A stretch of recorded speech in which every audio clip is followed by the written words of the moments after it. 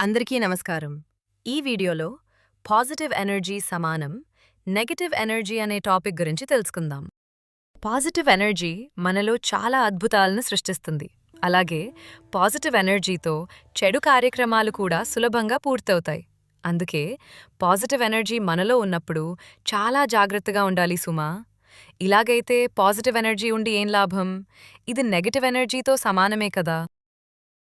చెడు ఆలోచనల వల్ల పాజిటివ్ ఎనర్జీతో వచ్చే లాభాలు అన్నీ ఒక్క రోజులో కొట్టుకుపోతాయి. అందుకే చాలా జాగ్రత్తగా ఉండాలి. చెడు ఆలోచనలు, వ్యూహాలను వదిలేయండి. సత్యాన్ని, ధర్మాన్ని అనుసరించి ముందుకు సాగండి. లేకపోతే జీవితంలో ఎదగడం కష్టం. మీరు ఎన్ని వీడియోలు విన్న ఫలితం ఉండదు. ఈ విషయం మీకెవరైనా చెప్పారా? ఎవ్వరూ చెప్పరు.